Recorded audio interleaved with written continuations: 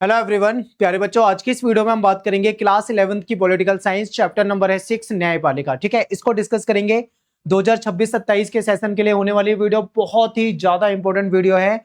और इस चैप्टर में से जहां जहां से क्वेश्चन आपके पेपर में पूछे जाते हैं, मैं आपको साथ के साथ वो टॉपिक बताते हुए चलूंगा, तो उस पर आपको बहुत ज्यादा फोकस करना है। ठीक है, एक बार सिलेबस देख लीजिए। चैप्टर 1, चैप्टर 2, 3, 4, 5 ये सब करा दिए हैं और आज हमारा चैप्टर 6 हो जाएगा। और आपके मिड टर्म एग्जाम में यहीं तक आते हैं, यानी चैप्टर 6 तक ही आते हैं। ठीक है, आगे चलते हैं। और पीडीएफ के लिए आपको हमारा टेलीग्राम ग्रुप ज्वाइन करना है। आपको क्लास 11 वाले ग्रुप में जाके क्लास 11 ईएसपी जो है इसको ज्वाइन करना है टेलीग्राम में, और आपको यहाँ पे थोड़े समय में पीडीएफ नोट्स अवेलेबल करा दिए जाएंगे। ठीक है, अब बात करते हैं न्यायपालिका से क्या अभिप्राय है। तो इससे पहले वाले चैप्टर में हम इस चीज को समझ चुके हैं कि हमारे जो सरकार है, सरकार के 3 प्रमुख अंग होते हैं। ठीक है, ये हम पहले ही डिस्कस कर चुके हैं। इसमें कार्यपालिका है, हमारी विधायिका है और न्यायपालिका है। तो कार्यपालिका के बारे में पूरा का पूरा एक चैप्टर पढ़ा है हमने, विधायिका के बारे में भी हमने कंप्लीट एक चैप्टर पढ़ा हुआ है, और आज हम डिस्कस करने जा रहे हैं न्यायपालिका। ठीक है, ये हमारी सरकार का एक महत्वपूर्ण अंग है।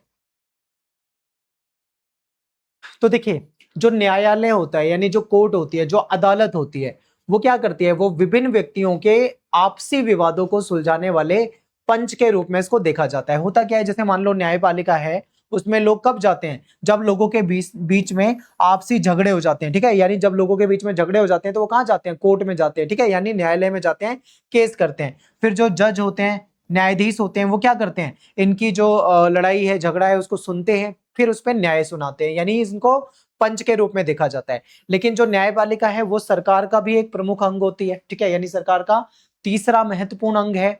और न्यायपालिका कुछ महत्वपूर्ण राजनीतिक कार्यों को भी करती है, यानी केवल न्याय करना, लोगों के संघर्षों झगड़ों को सुलझाना केवल न्यायपालिका का इतना काम नहीं होता, वो सरकार का भी महत्वपूर्ण अंग है। तो इसलिए ये कुछ राजनीतिक कार्यों को भी करती है। अब वो राजनीतिक कार्य कौन से हैं उसको भी आगे हम डिस्कस करेंगे डिटेल में, बिल्कुल। ठीक है, तो चलिए समझते हैं। देखिए, हमारे देश में जो सर्वोच्च न्यायालय है, यानी जो हमारी सुप्रीम कोर्ट है, वो विश्व के सबसे शक्तिशाली न्यायालय में से एक है।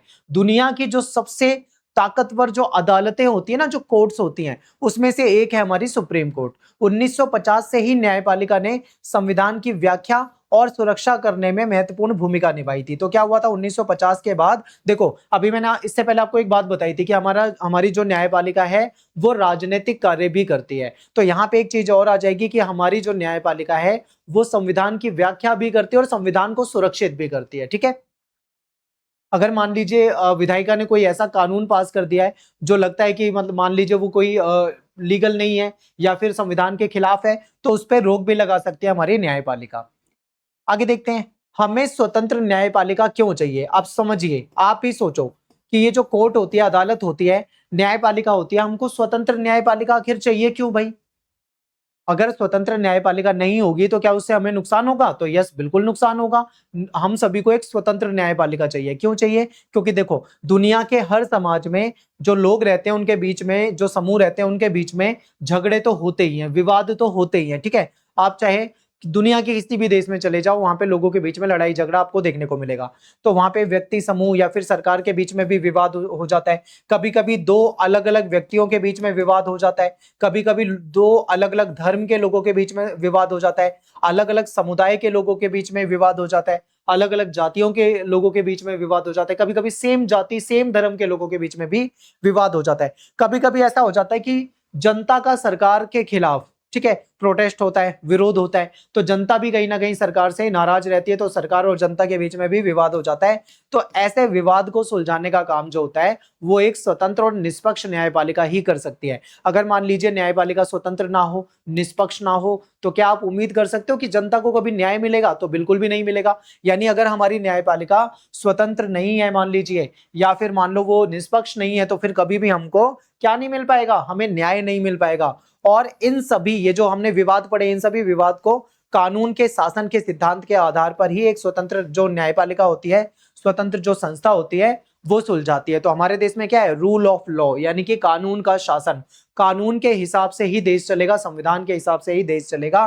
ठीक है, अब बात करते हैं कानून का जो शासन है, इसका मतलब क्या होता है। इसको अंग्रेजी में रूल ऑफ लॉ कहा जाता है। इसका मतलब क्या होता है, इसका मतलब ये होता है, कानून के शासन का मतलब है कि चाहे अमीर आदमी हो, पैसे वाला हो, या गरीब आदमी हो, चाहे महिला हो या फिर मान लीजिए पुरुष हो, ठीक है, कोई अगड़ा या कोई पिछड़ा, ठीक है, ऊंची जाति का नीची जाति का हो, सभी लोगों पर एक समान कानून लागू होगा। ठीक है, यानी कानून के सामने सभी लोग समान हैं।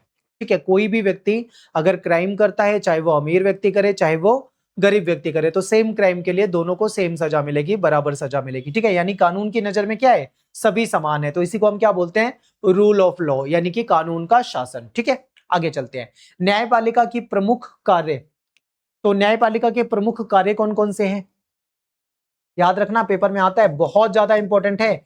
कई बच्चे कहते हैं कि सर आप साथ के साथ बता दिया करो, तो मैं आपको साथ के साथ बताते हुए चल रहा हूं कि ये बहुत इंपॉर्टेंट टॉपिक है, पेपर में पूछा जाता है। तो न्यायपालिका के प्रमुख कार्य क्या हैं, तो इसका प्रमुख कार्य है कि कानून के शासन की रक्षा करना। ठीक है, आपको पता है हमारे यहाँ पे रूल ऑफ लॉ होता है। ठीक है, अब रूल ऑफ लॉ है यानी कि कानून का शासन है, तो इसकी रक्षा करने की जिम्मेदारी भी हमारी न्यायपालिका की है। और कानून की सर्वोच्चता को सुनिश्चित करना होता है। ठीक है, यानी कानून सर्वोच्च रहे, सबसे ऊपर रहे, इसको सुनिश्चित करने की जिम्मेदारी भी हमारी न्यायपालिका यानी अदालत की होती है। न्यायपालिका जो है वो व्यक्ति के अधिकारों की रक्षा करती है। ठीक है, यानी जो हमारी न्यायपालिका है वो क्या करती है, जो लोग हैं उनके अधिकारों की रक्षा करती है और विवादों और झगड़ों को सुलझाने का काम करेगी। किसके अनुसार, कानून के अनुसार सुलझाएगी। ठीक है, तो न्यायपालिका के क्या काम है, आप बड़े आराम से बता दोगे कि एक तो ये सुनिश्चित करेगी कि भाई देश में कानून का शासन चले, रूल ऑफ लॉ चले। ठीक है, कानून को सर्वोच्च माना जाए, कानून से ऊपर कोई नहीं होगा, ये भी सुनिश्चित करना हमारा न्यायपालिका का काम है।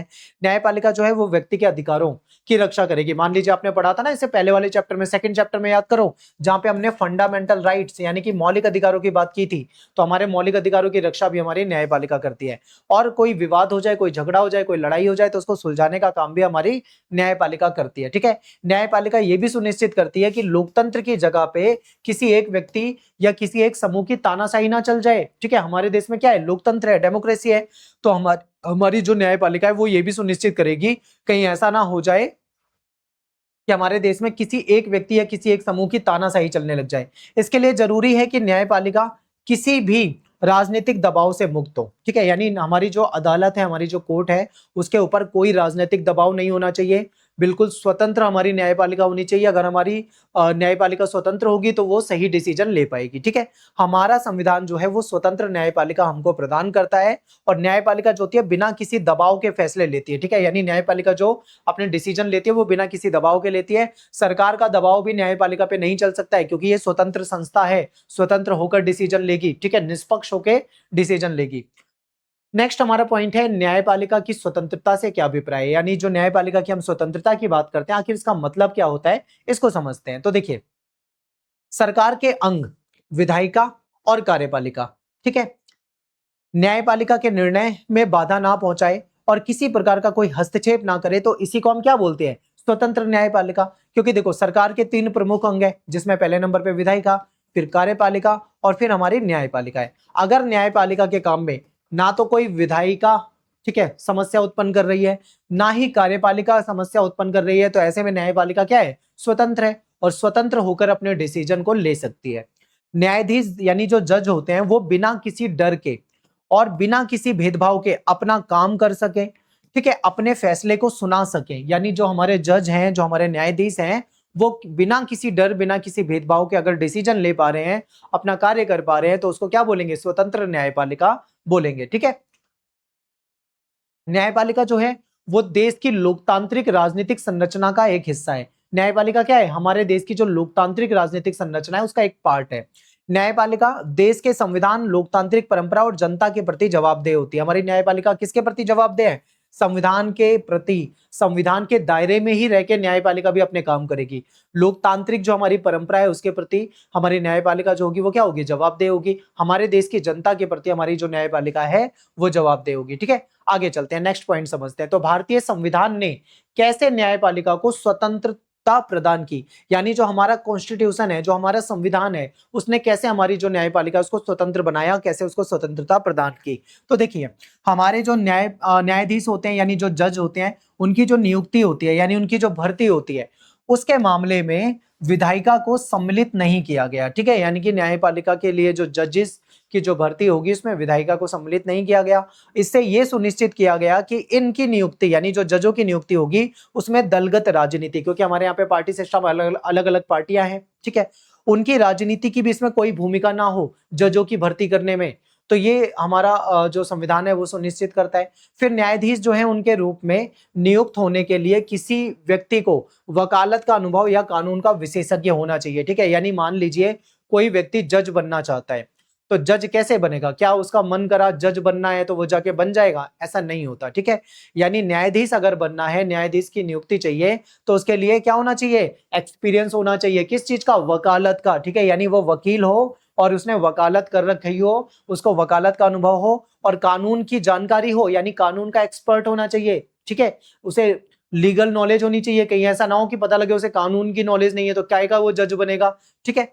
तो किसी व्यक्ति के राजनीतिक विचार या उसकी नियुक्ति का आधार नहीं बननी चाहिए, ठीक है। यानी किसी व्यक्ति के राजनीतिक विचार क्या है? मान लो कोई जज है, सॉरी, ठीक है।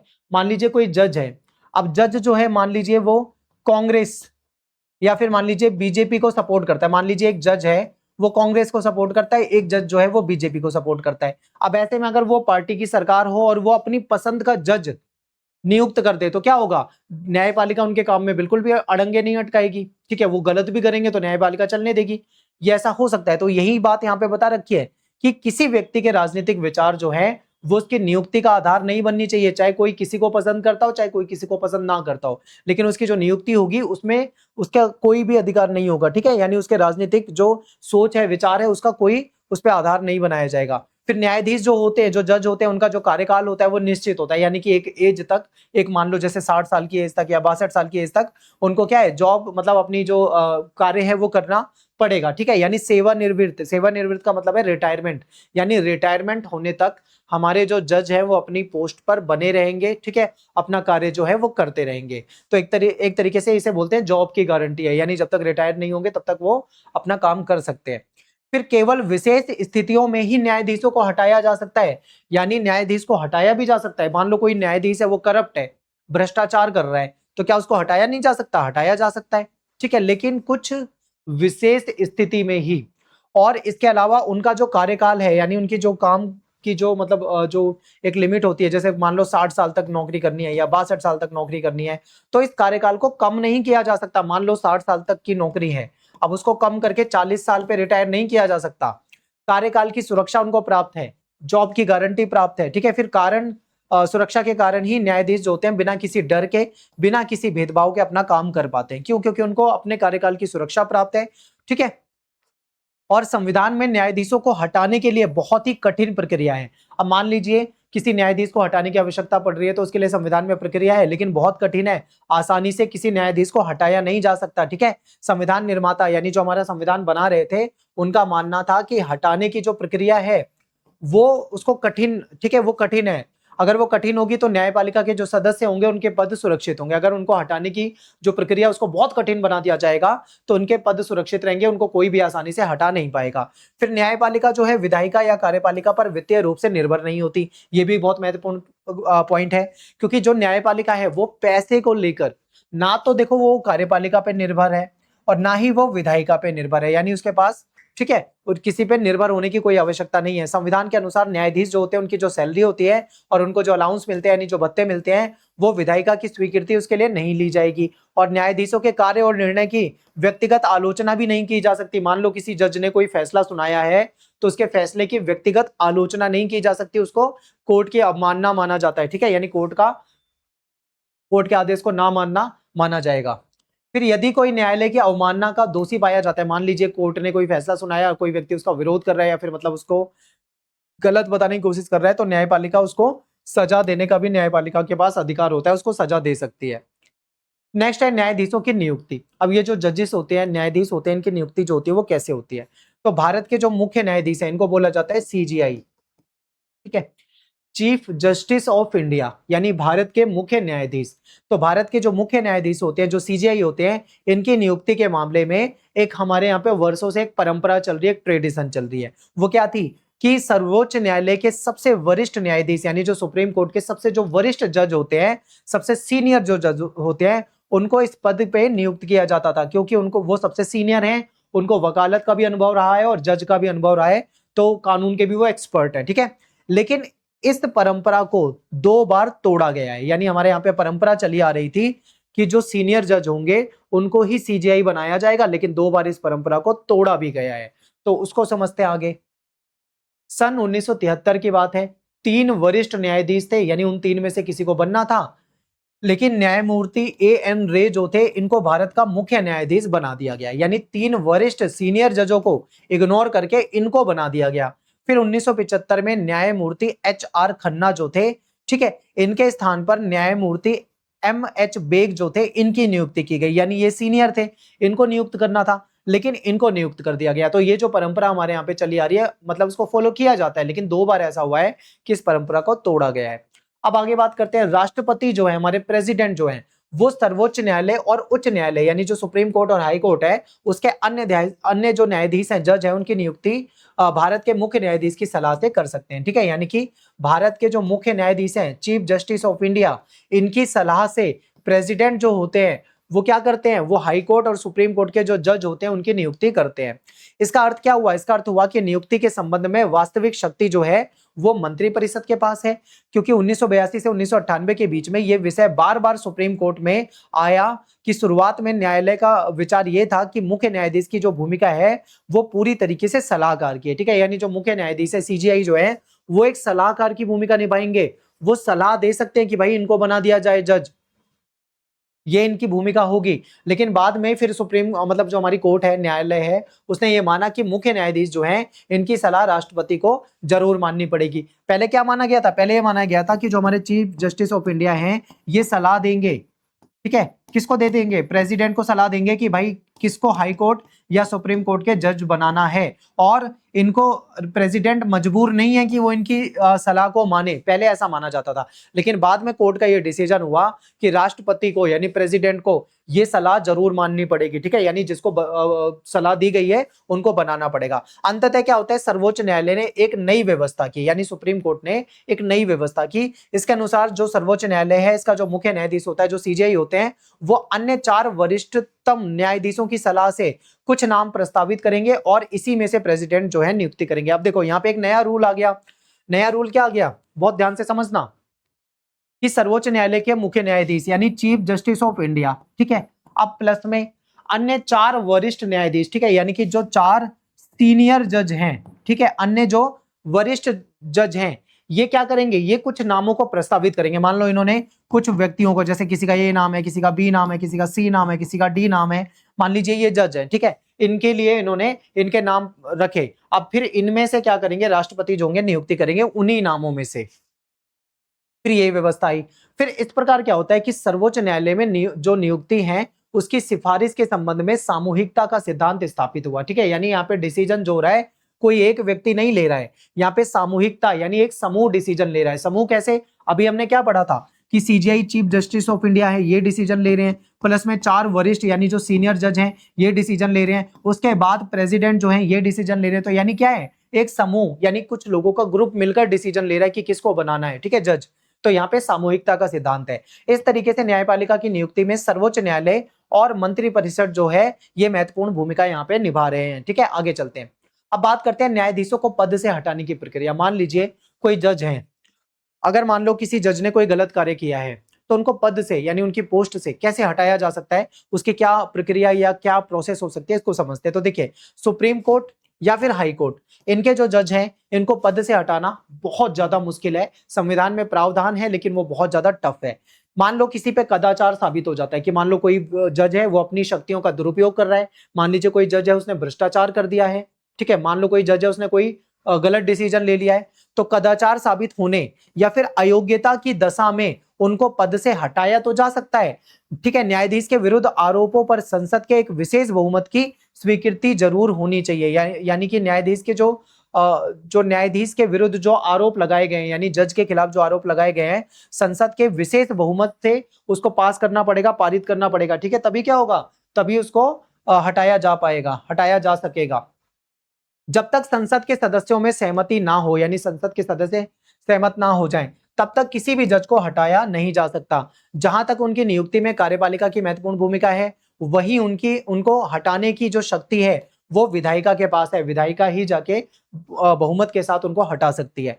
फिर इसके द्वारा सुनिश्चित किया गया कि न्यायपालिका की स्वतंत्रता भी बची रहे और शक्ति संतुलन भी बना रहे, ठीक है, यानी न्यायपालिका स्वतंत्र रहे और एक बैलेंस जो बना रहता है वो बना रहे। अब तक संसद के पास किसी न्यायाधीश को हटाने का केवल एक प्रस्ताव जो है वो विचार में आया था। इस मामले में क्या हुआ था, 2/3 सदस्यों ने प्रस्ताव के पक्ष में अपना मतदान भी दिया था, यानी उनके पक्ष में थे, लेकिन न्यायाधीश को तब भी हटाया नहीं जा सका क्योंकि प्रस्ताव पर सदन की कुल सदस्य संख्या जो थी उसका बहुमत नहीं मिल पाया और साबित भी हो गया था कि हाँ भाई ऐसा ऐसा गलत हुआ है, लेकिन फिर भी उनको हटाया नहीं जा सका है, ठीक है। अब देखो, न्यायाधीश को हटाने का असफल प्रयास, जो मैं अभी आपको बता रहा था कि एक बार ये मामला आया था, ठीक है, महाभियोग लगाया गया था, लेकिन वो साबित भी हो गया कि भ्रष्टाचार हुआ है, लेकिन फिर भी उतना बहुमत नहीं मिल पाया और उनको नहीं हटाया जा सका। तो 1991 में पहली बार संसद के 108 सदस्यों ने, सर्वोच्च न्यायालय के एक न्यायाधीश थे, उनको हटाने के लिए प्रस्ताव पे हस्ताक्षर करे, ठीक है, यानी संसद के 108 सदस्य जो थे उन्होंने हस्ताक्षर करे कि भाई जज को यानी न्यायाधीश को हटाना है। न्यायमूर्ति वी रामास्वामी पे आरोप था कि पंजाब और हरियाणा जो हाई कोर्ट है उसके मुख्य न्यायाधीश के रूप में उन्होंने वित्तीय अनियमितता यानी कुछ पैसों का घपला किया है, ठीक है। संसद ने उन्हें हटाने की प्रोसेस जो थी वो शुरू कर दी और इसके एक वर्ष बाद यानी 1992 में सर्वोच्च न्यायालय के न्यायाधीश की एक उच्च स्तरीय जो जांच समिति थी वो भी बनी थी और न्यायमूर्ति वी रामास्वामी को पंजाब और हरियाणा जो उच्च न्यायालय है उसके मुख्य न्यायाधीश रहते हुए सार्वजनिक धन का निजी उद्देश्यों के लिए इस्तेमाल करने और संवैधानिक नियमों की धज्जी उड़ाने के कारण नैतिक पतन और पद पर जानबूझकर गंभीर दुरुपयोग करने का दोषी पाया गया, ठीक है। यानी कि क्या हुआ, यानी कि जब एक कमेटी बनाई गई, ठीक है, एक जांच समिति बनाई गई, उस समिति ने पाया कि इन्होंने अपने जज रहते हुए अपनी शक्तियों का दुरुपयोग करा है, इन्होंने पैसों का जो पैसा होता है उसका अपने निजी यानी पर्सनल यूज में उस पैसे को लिया है, जो कि गलत बात थी, ठीक है, यानी घोटाला था। इतने कठोर आरोपों के बाद भी रामास्वामी पर संसद में जो महाभियोग लाया गया था वो सिद्ध ही नहीं हो पाया, ठीक है। और महाभियोग के प्रस्तावों के पक्ष में सदन में मौजूद जो मतदान करने वाले सदस्य थे उनके जरूरी 2/3 बहुमत चाहिए होता है, लेकिन कांग्रेस पार्टी ने सदन में मतदान में भाग नहीं लिया। अतः क्या हुआ, प्रस्ताव को सदन में ही कुल सदस्य संख्या के आधे समर्थन नहीं मिल पाए, ठीक है, कांग्रेस ने सपोर्ट ही नहीं करा, इसलिए उतना बहुमत नहीं मिल पाया और इनको इनके जज वाले पद से नहीं हटाया जा सका, ठीक है। तो यहाँ पे अपना एक टॉपिक खत्म होता है। अब बात करते हैं अपने अगले टॉपिक की, न्यायपालिका की संरचना। तो अब जो हमारा न्यायपालिका का सिस्टम है उसका संरचना यानी उसके स्ट्रक्चर को समझते हैं। तो हमारे यहाँ पे एक पिरामिड सिस्टम है जिसमें सबसे ऊपर जो होती है हमारी सुप्रीम कोर्ट होती है, ठीक है, यानी कि जिसको हम सर्वोच्च न्यायालय बोलते हैं। फिर उसके बाद आ जाती है हमारी हाई कोर्ट यानी कि जिसको हम उच्च न्यायालय बोलते हैं। फिर आ जाती है हमारी जो डिस्ट्रिक्ट यानी जो जिला अदालत होती है, जिला न्यायालय भी कहा जाता है, डिस्ट्रिक्ट कोर्ट कहा जाता है। उसके बाद में सबसे लास्ट में आ जाती है सब ऑर्डिनेट कोर्ट, ठीक है, इसको अधीनस्थ न्यायालय कहा जाता है। तो इस तरीके से हमारे यहाँ पे पूरा का पूरा एक पिरामिड सिस्टम चलता है।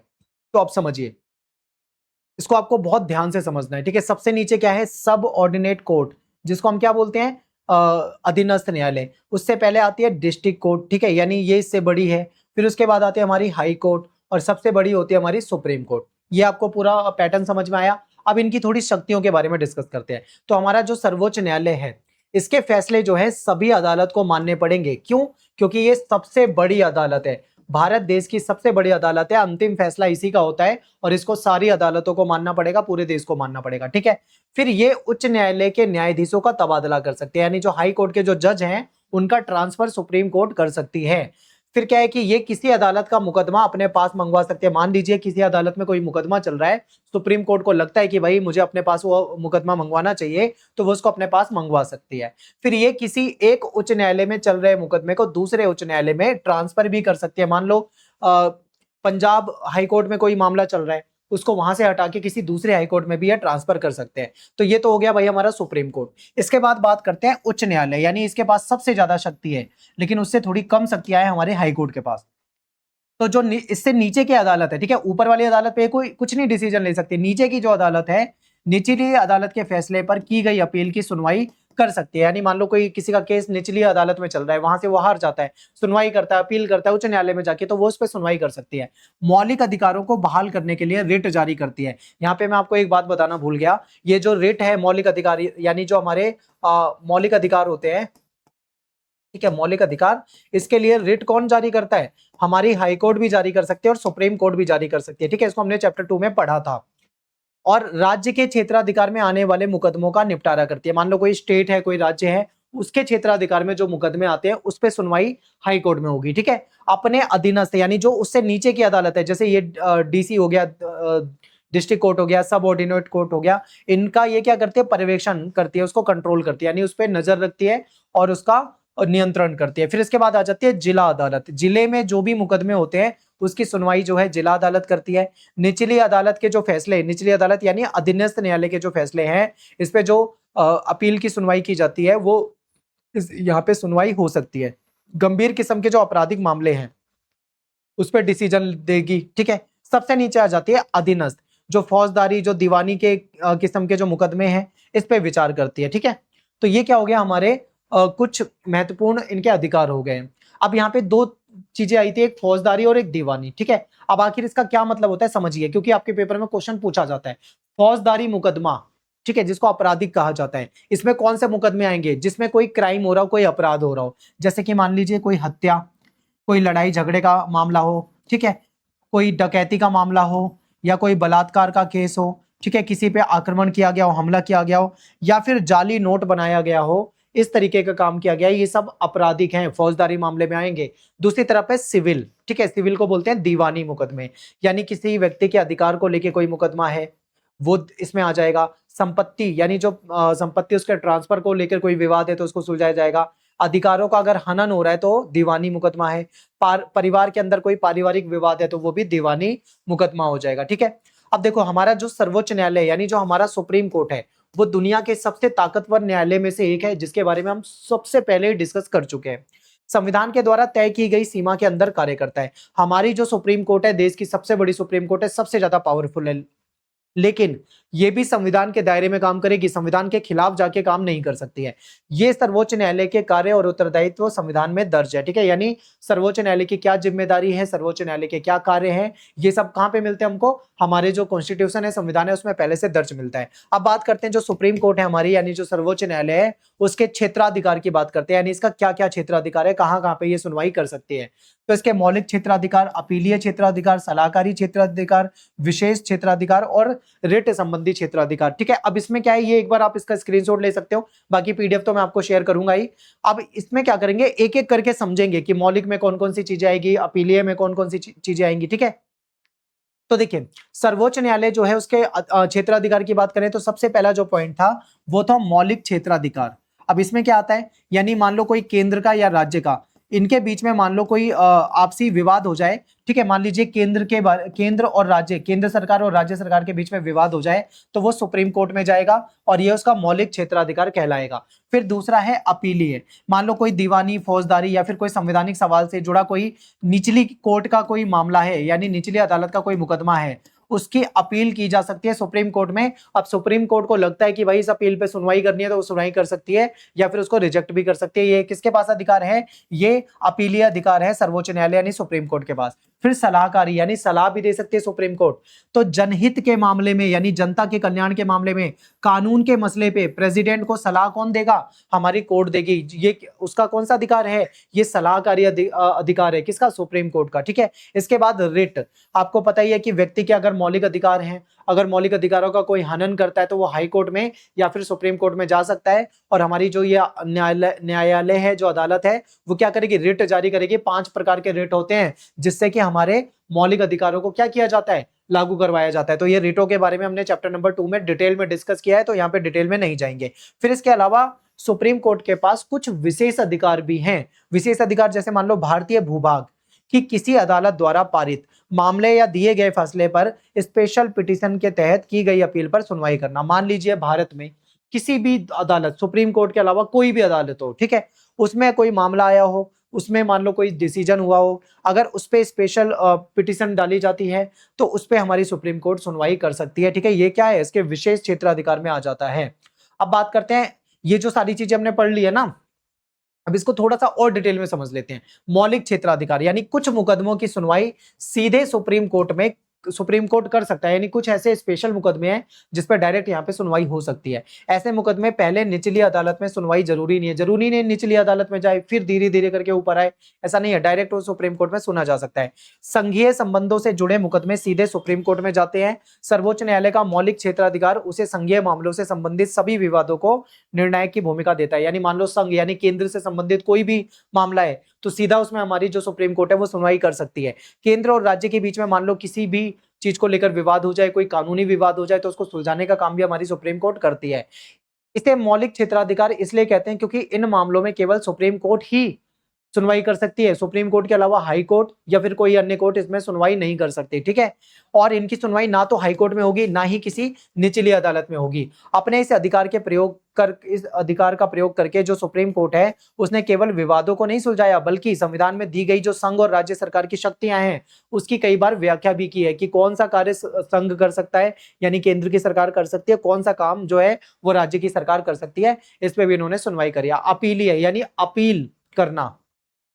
तो मान लीजिए सर्वोच्च न्यायालय जो है इसमें अपील का उच्चतम न्यायालय सबसे बड़ा है, ठीक है। यानी कि अगर हम देखें सुप्रीम कोर्ट जो होती है वो अपील के लिए सबसे उच्चतम यानी सबसे क्या है ऊंचा सबसे बड़ा न्यायालय माना जाता है। कोई भी व्यक्ति उच्च न्यायालय के मान लो हाई कोर्ट का डिसीजन आया है उसके खिलाफ आया है तो सुप्रीम कोर्ट में उसके लिए अपील कर सकता है, लेकिन उच्च न्यायालय को यह प्रमाण पत्र देना पड़ता है कि वो मुकदमा सुप्रीम कोर्ट में अपील करने के लायक है भी या नहीं। मान लो वो अपील करने के लायक ही ना हो तो फिर ऐसे मुकदमे में बात नहीं बनती, ठीक है, यानी वो नहीं जाएगा।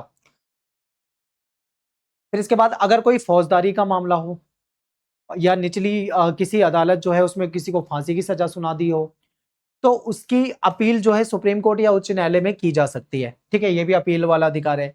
यदि किसी मुकदमे में उच्च न्यायालय अपील की आज्ञा ना दे तब भी सुप्रीम कोर्ट के पास ताकत ये शक्ति है ये कि वो अपने उस मुकदमे को, ठीक है, उस पे जो अपील किया गया है उस पे अपना विचार कर सकता है, डिसीजन दे सकता है। अपीलीय क्षेत्राधिकार का मतलब क्या होता है कि सर्वोच्च न्यायालय में पूरे मुकदमे पे पुनर्विचार करेगा, दोबारा से उसकी जांच करवाएगा। यदि न्यायालय को लगता है कि कानून या संविधान का वो अर्थ नहीं है जो निचली अदालत ने समझा या फिर कोई गलत डिसीजन ले लिया है तो डिसीजन को बदला भी जा सकता है, ठीक है। उच्च न्यायालय को भी अपनी नीचे की अदालत के निर्णय के विरुद्ध जाके अपीलीय क्षेत्राधिकार होता है। उच्च न्यायालय अपने नीचे की अदालत में भी ये चीजें सुनवाई कर सकती हैं। रिट संबंधी क्षेत्राधिकार यानी मान लीजिए कोई व्यक्ति है उसके मौलिक अधिकारों का हनन किया जा रहा है तो वो सीधे सुप्रीम कोर्ट में जा सकता है, हाई कोर्ट में जा सकता है और कोर्ट क्या करेगी आदेश देगी सरकार को, ठीक है, कि उसके मौलिक अधिकारों को लागू करवाया जाए। उसके लिए 5 प्रकार के रिट जो होते हैं वो जारी करती है। सलाहकारी क्षेत्राधिकार तो सुप्रीम कोर्ट के पास परामर्श देना यानी सलाह देने का भी एक अधिकार है। यानी हमारे जो राष्ट्रपति हैं वो जनता के हित में संविधान की व्याख्या से संबंधित किसी विषय को सर्वोच्च न्यायालय के परामर्श के लिए भेज सकते हैं और सुप्रीम कोर्ट क्या करेगी उसकी जांच करेगी और उसके लिए क्या करेगी उसके लिए बता सकती है। लेकिन ये भी याद रखना ना तो सुप्रीम कोर्ट ऐसे किसी विषय पर सलाह देने के लिए बाध्य यानी मजबूर नहीं है और ना ही राष्ट्रपति न्यायालय की सलाह मानने के लिए। मान लो राष्ट्रपति ने भेजा तो जरूरी नहीं है सुप्रीम कोर्ट सलाह दे, अगर सुप्रीम कोर्ट सलाह दे तो जरूरी नहीं है कि प्रेसिडेंट उसको माने, कोई भी मजबूर यहाँ पे नहीं है। फिर सर्वोच्च न्यायालय के परामर्श देने की क्या उपयोगिता है, तो इससे क्या है सरकार को छूट मिल जाती है कि किसी महत्वपूर्ण मसले पर कार्यवाही करने से पहले वो अदालत की कानूनी राय जान ले, इससे बाद में कानूनी विवाद से बचा जा सके, ठीक है, बिल्कुल। तो सर्वोच्च न्यायालय से जो ये परामर्श लिया जाता है इसका यही फायदा है कि कोई मामला बाद में कानूनी लफड़े में ना पड़ जाए, उसको पहले ही उसकी कानूनी जांच करवा ली जाए। सर्वोच्च न्यायालय की सलाह मानकर सरकार अपने प्रस्तावित निर्णय या विधेयक में संशोधन कर सकती है। फॉर एग्जाम्पल मान लो सरकार कोई कानून बनाना चाहती है, अब सरकार को लगता है कि हम कानून बना देंगे, कहीं ऐसा ना हो कि हम लेकर आए संसद पे और बाद में इसमें कोई हम इसको बना दे और बाद में कोर्ट इस पे रोक लगा दे, तो वो क्या करते हैं सलाह कर लेते हैं कि देखो इसमें कोई कानूनी पेंच फंस तो नहीं रहा है, तो पहले ही जांच कराई जा सकती है। विशेष अधिकार क्षेत्राधिकार तो भारत में किसी भी अदालत के द्वारा पारित मामला, ठीक है, उस पे स्पेशल जो पिटीशन आती है उस पे ये सुनवाई कर सकते हैं और ये अधिकार केवल सुप्रीम कोर्ट के पास है। अब बात करते हैं नेक्स्ट टॉपिक है हमारा न्यायिक सक्रियता। न्यायिक सक्रियता क्या है, जब हमारी कोर्ट एक्टिव हो जाए ऐसे मुद्दों के लिए जो कि किसी दूसरे का काम हो, मान लो कार्यपालिका या विधायिका का काम हो, वो अपने काम ना कर रहे हो और न्यायालय कर रहा हो तो उसको एक तरीके से न्यायिक सक्रियता कहा जाता है, ठीक है। अब इसी में जनहित याचिका आ जाता है। जैसे कि मान लो कानून की सामान्य प्रक्रिया क्या होती है, कानून की सामान्य प्रक्रिया में कोई आदमी कोर्ट में कब जाएगा, यानी जब कोई व्यक्ति अदालत में जाएगा जब उसका कोई व्यक्तिगत नुकसान हुआ हो। मान लो किसी का कोई लड़ाई झगड़ा हो गया, तभी तो वो कोर्ट में जाएगा। कोई विवाद हो गया तभी तो कोर्ट में जाएगा, ऐसे ही थोड़ी कोर्ट में चला जाएगा। नॉर्मली क्या होता है, जब किसी व्यक्ति को कोई हानि होती है तब वो जाता है कोर्ट में। ठीक है, इसका मतलब क्या है, अपने अधिकार का उल्लंघन होने पर या किसी विवाद में फंसने पे कोई व्यक्ति इंसाफ पाने के लिए जाता है अदालत में। लेकिन जनहित याचिका जो है वो थोड़ा सा अलग कंसेप्ट है। इसमें क्या होता है, 1979 में इस अवधारणा में थोड़ा सा बदलाव आया। क्या बदलाव आया कि 1979 में इस बदलाव की शुरुआत करते हुए न्यायालय यानी जो कोर्ट है उसने एक ऐसे मुकदमे की सुनवाई कर दी जिसका निर्णय जिसे पीड़ित लोगों ने नहीं बल्कि और दूसरों ने दाखिल किया था। ठीक है, कहने का मतलब है कि हमेशा पीड़ित व्यक्ति ही जाता है कोर्ट में अपनी समस्या को लेके। लेकिन यहाँ पे क्या था, पीड़ित व्यक्ति कोई और था, लेकिन किसी दूसरे व्यक्ति ने उस पीड़ित व्यक्ति की समस्या को देखकर कोर्ट में, ठीक है, कोर्ट में जाके अपील जारी करी, जिसको जनहित याचिका कहा जाता है। तो इस मामले में जनहित यानी जनता के हित से संबंधित मुद्दा था, उस पर सरकार जो हमारी कोर्ट है इसने विचार करा और ऐसे अन्य जो अनेक मुकदमे हैं इसको जनहित याचिका का नाम दिया। ठीक है, फॉर एग्जांपल मैं आपको एग्जांपल देके बताता हूं। जैसे मान लो आपने देखा होगा कई बार क्या होता है, सड़क पे जो रिक्शे वाले होते हैं उनके उनके साथ जो अमीर आदमी होते हैं वो मारपीट कर देते हैं, उनके साथ गाली दे देते हैं, या फिर मजदूर है उनका शोषण किया जाता है। अब कोई व्यक्ति उसको लगा यार मजदूरों का बहुत ज्यादा शोषण हो रहा है, अब उसका खुद का शोषण नहीं हो रहा लेकिन मजदूरों का शोषण हो रहा है, उसकी आंखों के सामने हो रहा है, तो वो व्यक्ति मजदूरों के लिए अदालत में जाके जनहित याचिका डाल सकता है कि इन मजदूरों का शोषण किया जा रहा है, इनको उतना पैसा नहीं दिया जा रहा है, XYZ कुछ भी हो सकता है। ठीक है, तो इसी को हम क्या बोलते हैं, जनहित याचिका बोलते हैं।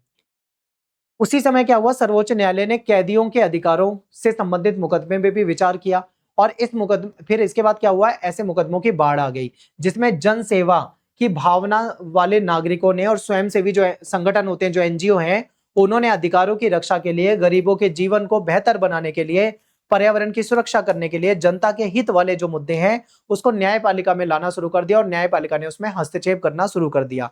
तो इसको जनहित याचिका कहा जाता है और इसको न्यायिक सक्रियता का ही पार्ट माना जाएगा। क्यों? क्योंकि देखो, मान लो कोई काम है वो कार्यपालिका को करना है, ठीक है, या मान लो कोई काम है जो कि विधायिका का काम है, यानी विधायिका को करना है, लेकिन विधायिका अपने काम को नहीं कर रही है।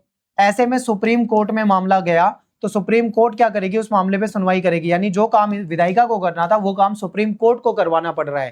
ठीक है, न्यायिक सक्रियता इसको कहा जाएगा एक तरीके से। और इससे ना फायदे तो जरूर होंगे लेकिन इसको नुकसान भी होते हैं। नुकसान क्या होंगे मैं आपको आगे डिटेल में बताऊंगा। तो जनहित याचिका जो है न्यायिक सक्रियता का सबसे बेहतर एक साधन बन गया था कि किसी के द्वारा मुकदमा करने पर उस मुद्दे पर विचार करने की बजाय न्यायपालिका ने अखबार में छपी हुई खबरें, डाक से प्राप्त जो शिकायत थी उसको भी आधार बनाना शुरू कर दिया। तो इस तरीके से न्यायालय की ये जो नई भूमिका थी इसी को न्यायिक सक्रियता कहा जाता है। ठीक है, अब देखो, अब इससे नुकसान क्या होगा, आप तो कहोगे फायदा ही है, क्योंकि कोई व्यक्ति है वो खुद बेचारा गरीब है, शोषित है, खुद तो अदालत में जा नहीं सकता, कोई दूसरा व्यक्ति जा रहा है, ये तो अच्छी बात है। लेकिन इसका एक नुकसान है। नुकसान क्या है आपको पता है, जो हमारी सुप्रीम कोर्ट है या हमारी हाई कोर्ट है या हमारी डिस्ट्रिक्ट कोर्ट है, ठीक है, या फिर मान लो हमारी अन्य कोर्ट है, हमारी कोई भी अदालत हो, उसमें इतने सारे लाखों की संख्या में केस जो है वो पेंडिंग पड़े रहते हैं। सालों साल तक लोगों को इंसाफ नहीं मिल पाता है। आज केस शुरू हुआ है तो 20-20, 40-40, 50-50 साल तक केस चलता रहता है। पहले ही इनके पास क्या है, इतना बर्डन है काम का। अब ऐसे में जो जनहित याचिकाओं को सुनवाई करना शुरू करेंगे तो जो पहले से पेंडिंग केस है उसको कौन सुनेगा। ठीक है, तो ये समस्या हो सकती है। तो 1980 के बाद जनहित याचिका और न्यायिक सक्रियता के द्वारा न्यायपालिका ने उन मामलों में इंटरेस्ट दिखाया जहां पे समाज के कुछ वर्ग के जो लोग थे जो आसानी से अदालत में यानी कोर्ट में नहीं जा सकते थे, ठीक है, उनके उद्देश्य की पूर्ति के लिए न्यायालय ने जन सेवा यानी जनता की सेवा के भावना से, ठीक है, उनके लिए उनकी समस्याओं पे सुनवाई करनी शुरू की। तो इसका हमारी राजनीतिक व्यवस्था पे भी प्रभाव पड़ा। चुनाव प्रणाली को भी ज्यादा मुक्त और निष्पक्ष बनाने का प्रयास किया गया। न्यायालय ने चुनाव लड़ने वाले जो कैंडिडेट होते हैं उनको कहा कि अपनी संपत्ति घोषित करो, कितनी संपत्ति है, कितनी आय है, कितनी आपकी एजुकेशनल क्वालिफिकेशन है, पूरा आपको लिखित में पूरा एफिडेविट देना पड़ेगा। ठीक है, जिससे कि लोग जो है वो सही जानकारी के आधार पर ही प्रतिनिधित्व कर सके। अब न्यायिक सक्रियता के नुकसान क्या है, अब इसके नुकसान मैं आपको पहले ही बता चुका हूं। नुकसान क्या है, इससे जो हमारी कोर्ट होती है उस पर काम का बोझ बढ़ेगा। पहले ही लाखों की संख्या में केस पेंडिंग है। न्यायिक सक्रियता से विधायिका और कार्यपालिका और जो न्यायपालिका है इसके कार्य, इनके बीच में जो कार्य है उसका अंतर धुंधला हो जाता है। फॉर एग्जाम्पल, जो काम कार्यपालिका को करना है वो भी नहीं कर रही, विधायिका को करना है, न्यायपालिका के तीनों के अपने अलग अलग काम है, लेकिन अब न्यायपालिका को इनके काम करने पड़ रहे हैं। तो एक तरीके से इनके बीच में कार्य का अंतर ही धुंधला हो चुका है।